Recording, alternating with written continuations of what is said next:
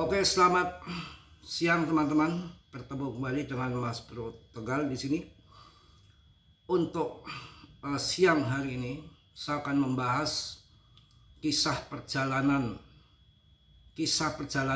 PP bersama kehidupan Mas Bro, tentunya yang penuh dengan mistis, liku-liku dan berbagai macam cerita di sini, dan arah PP akan kemana, dan secara tidak disengaja ataupun secara unik di turun alam saya ketemu seseorang yang sangat luar biasa mumpuni kewaskitaannya. Nanti akan saya bahas tuntas. Ini saya katakan episode kedua tentang sejarah misteri perjalanan kehidupan Mas Bro bersama koin PP. Makanya biar nggak salah paham, jangan di skip. Ini sangat unik dan sangat menyangkut gimana masa depan PP ya. Di awal dari saya siang nggak bisa tidur, jam 2 ngeluyur ngeloyong pergi ke Selawi, ketemu seseorang yang tidak disangka-sangka. Itu memang sudah tuntunan jalan dari yang di atas, dan pertemuan pertama adalah akadnya untuk keluarga saya. Dan yang kedua, kita bertemu lagi hari Sabtu kemarin itu untuk menanyakan PP. Dan saya sangat terkejut, dia tuh nggak tahu saham, nggak tahu PP, tapi langsung apa yang di hati saya itu sebelum saya ngomong pun dia sudah menjelaskan duluan. Jadi yang ada di hati saya mau ngomong gini itu udah langsung stop, langsung diberikan jawaban. Artinya dia bisa membaca pikiran saya, mau tanya sesuatu ini dia udah tahu. Ini hebat banget. Diperkirakan PP, yang percaya silakan, nggak percaya juga saya nggak memaksa kalian percaya. Dan dilihat dari fundamentalnya juga ke depan ketika di ETF kan PP dia memberikan pandangan harga akan mencapai 1-2 rupiah dengan jangka panjang sampai 3 tahun ke depan. Apakah langsung 3 tahun ke 2 rupiah? Ya tidak juga. Apakah anteng-anteng saja nanti tiba-tiba 2 rupiah di 3 tahun lagi? Ya enggak juga. Tahu-tahu RP1 dulu, nanti akhir tahun kemudian dibanting lagi, dan tahun berikutnya merangkak lagi sampai 2 rupiah setelah ETF juga, itu bisa terjadi itu ya. Kemudian yang saya shock pertemuan kedua, nanti saya akan ketemu lagi, yang saya sangat shock pertemuan kedua itu karena dalam pertemuan pertama itu kan sekilas, dan saya cinta sejati saya harus, karena menanyakan keluarga ya, harus kembali yang lama, cinta sejati lo itu di situ ya. Saya ikuti aja, seneng lah gitu. Pertemuan keduanya, karena itu baru sekilas, pertemuan keduanya saya langsung shock, sangat kaget sekali. Dikasih penjelasan yang sangat lemes, di sana itu lemes karena shock. Maaf Mas Bro, setelah saya telusuri lebih dalam, Mas Bro harus tinggalkan semua istri Mas Bro. Saya nggak suka dan saya nggak izinkan Mas Bro untuk kembali. Saya akan selamatkan Mas Bro, akan jaga Mas Bro.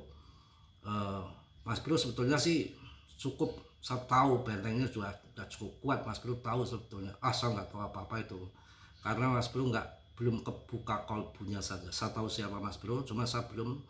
Tapi Mas Bro belum kebuka kalbunya, belum terbuka karena banyak permasalahan keluarga di akhir-akhir ini. Itu yang membuat Mas Bro kalbunya tertutup kembali, dan usahakan malam jangan tidur, asah kembali. Makanya saya sambil mendoakan PP asah kembali tiap malam, tuh tidur habis pagi kawan. Yang saya bikin shock apa? Ternyata setelah dilihat secara detail,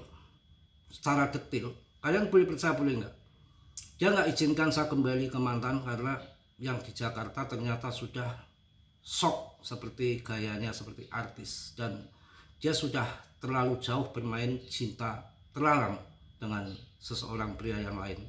Awalnya dilihat secara gaib memang harus kembali ke yang lama karena itu cinta sejati kamu Bro, tapi karena lo sudah menikah lagi, dia sakit hati, dan sekarang rusak gayanya seperti artis dan sudah main gila dengan laki-laki lain. Saya nggak suka lihat perempuan seperti itu. Mas Bro jangan kembali lagi. Ya udah, saya lemes toh. nggak boleh kembali lagi yang namanya masih cinta terus terang karena ada anak kan, tapi saya harus tinggalkan itu. Jadi saya harus berjiwa besar, harus sabar.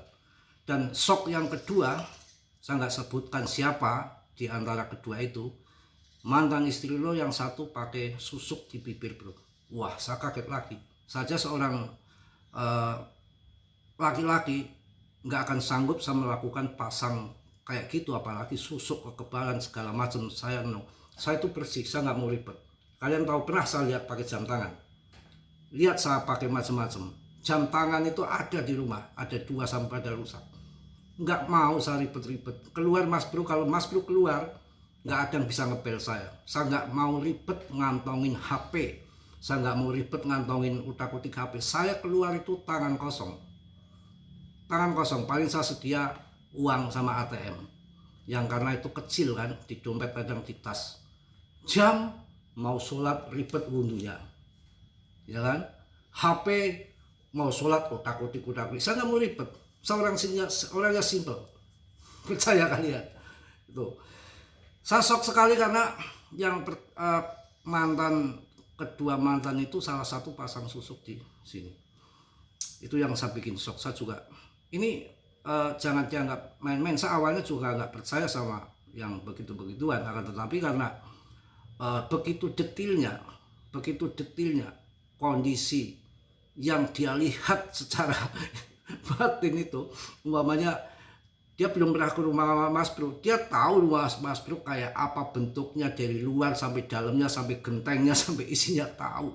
Makanya mantan saya juga maaf ya Mas Bro, ini yang satu rumahnya ini begini itu detail banget kawan, detail banget. Jadi kalian harus yakin dengan kondisi penurunan yang nggak seberapa, karena dalam dunia kripto itu kan memang naik dan turun.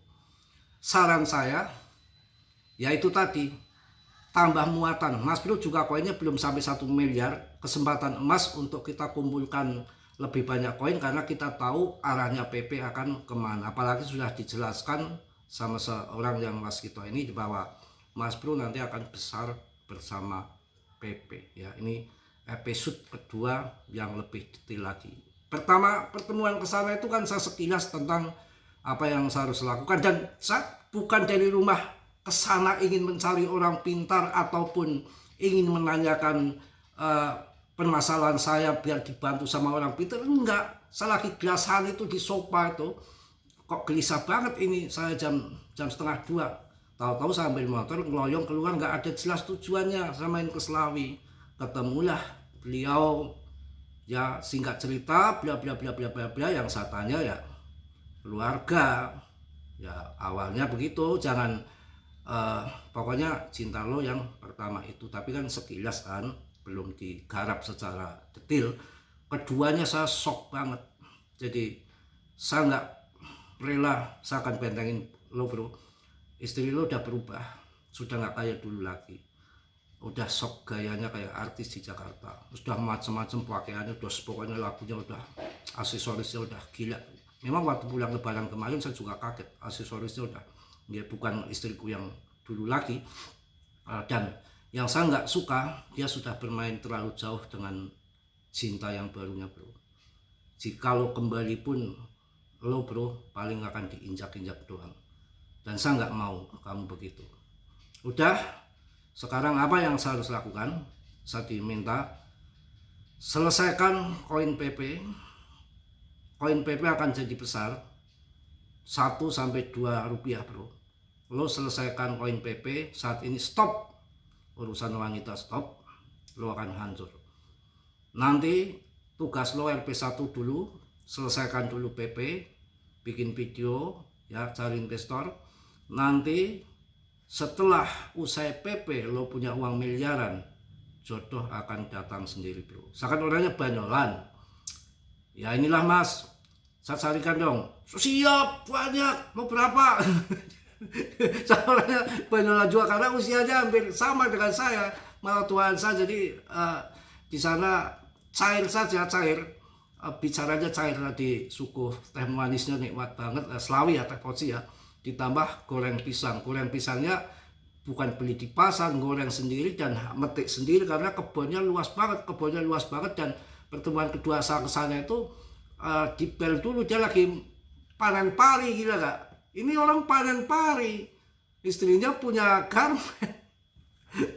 Saya udah dapat WA-nya dan kemarin pelukan lagi, dan saya mohon maaf kalau sering main ke sini, apakah dipersilakan. Untuk Mas Bro dipersilakan, yang lain tuh banyak yang ditolak. Itu yang terjadi ya. Jadi saat kondisi turun gini, nggak usah pakai panik, nggak usah pakai berkutakan, yang penting tahu arahnya akan kemana. Karena kripto itu kan turun kadang 10%, 20%, dibuatin habis, kayak BTC pun pernah 70%, 60%. Ya itu kemarin waktu 16.000 dolar, harganya sekitar $69 ya, 69.000 dolar kan, sekitar 950 juta itu waktu dolar harga sekian di tahun 2021. Itu kan dibantingnya sampai tahun 2022 kan sampai 16.000 dolar, 250 juta, tahu terbang lagi. Kalau PP kan kalau kita lihat secara koin desentralnya, displasinya yang sudah beredar semua akan di ETF kan, holdernya meningkat terus, itu kan secara fundament ya sesuai dengan apa yang dikatakan seorang yang saya temuin itu akan mengarahkan, akan arah ke sana. Ya itu yang saya bikin kaget. Ini rumah Mas Bro di sini nih, orang masih di sana. Ada TV, ada motor, ada apa, semua apa yang di sini itu kayak kerekam di sana, kayak direkam. Makanya merekam istri saya yang di Jakarta, udah, walaupun cinta sejati lo udah putus sampai di situ, jangan kembali lagi. Jangan, nanti kalau dia kembali lagi pun kamu jangan diterima. Harga diri kamu gimana? Dia sudah bermain cinta terlalu jauh dengan yang lain. Saya nggak suka dengan perempuan yang kayak gitu. Itu beliau mengatakan begitu, saya harus ikuti kan, karena dan bukan hanya rumah ini, rumah kedua mantan pun dalamnya seperti apa itu udah kena semuanya. Itu yang sampai dua saya shock banget. Mantan saya yang satunya yang nggak saya sebutkan, ya artis di sini, pokoknya di antara dua itu ada yang pasang susuk di sini. Makanya kemarin saya kan bikin video karena gedeknya, jengkelnya saya, ya kan, bikin video PP akan saya kasih pasang susuk di sini biar nanti pada orang membeli PP. Itu yang terjadi. Dan ini saya harus menjalani hidup seperti ini. Kisah misteri nanti sama PP akan membuat besar, nanti akan menjadi ya besar saya nanti bersama dengan PP. Tunggu saja, karena ya kalau kita dilihat dengan batin saya pun, saya merasakan kalau saya membahas sesuatu yang akan rungkat itu saya ragu ataupun debar-debar di sini, ada jenis getaran yang memberikan input. Tapi ketika saya membahas PP itu dan bukan hanya niat saya aja begitu saja, ini tuntunan alam. Mana ada yang mampu membahas satu koin sampai 3 tahun setengah, dan koinnya PP, dan koinnya masih tetap bertahan di top CMC kepala 40, gak kemana-mana kan. Kalau yang lain kan paling kan banyak sudah menghilang pas begitu naik tinggi membahas kan, begitu harganya ancur kabur kan, nggak ada yang membahas. Apalagi yang suka endos-endosan kan, kalau saya kan enggak, ya kan, ya itu bisa diketahui seperti itu. Jadi terseleksi alam saya rasakan ke depan. Ya mungkin itu aja ya, kisah perjalanan PP bersama Mas Bro, turun tambah muatan terus, karena koin saya juga belum ada 1M, belum, nggak usah melihat jangka pendek naik turun, ada trader, ada main lepret. Kita yang penting yang harus kita lakukan, kalau tahu PP ini akan 1-2 rupiah, kita akumulasi saja sebanyak mungkin semampu kita, tapi jangan ngoyo juga, tapi tetap dior, tetap riset sendiri ya, tanggung jawab masing-masing. Dan saya selalu ingatkan, dalam dunia kripto itu berisiko tinggi, bisa cuan ataupun membeli mendadak, dan saya nggak bertanggung jawab atas kerugian kalian, kerugian ditanggung masing-masing, tetap dior ya. Mungkin itu aja episode kedua tentang perjalanan PP dan kisah perjalanan kehidupan Mas Bro bersama koin PP ini, penuh dengan lika-liku tragedi dan ya hujatan, hinaan, macam-macam. Tapi saya juga sudah mendapatkan cuan di PP juga cukup banyak juga di tahun 2024 ini, sangat menarik. Ditambah lagi hilalnya ke sana sudah dibahas seseorang yang tentunya nggak main-main. Ini saya baru kagum dan hampir mirip dengan yang diceritakan paman saya, juga seorang yang hebat juga di Pekalongan sana, dari S1 tingkat 2, yang muridnya juga udah ribuan, bukan orang sembarangan lagi, juga mengatakan hal yang sama. Kemarin malam saya telepon, saya padukan dengan yang satu ini juga mengiyakan hal yang sama gitu. Cuma ini lebih detail lagi kalau paman saya cuma bilang jangan berharap dengan istri kamu yang lama untuk kembali lagi.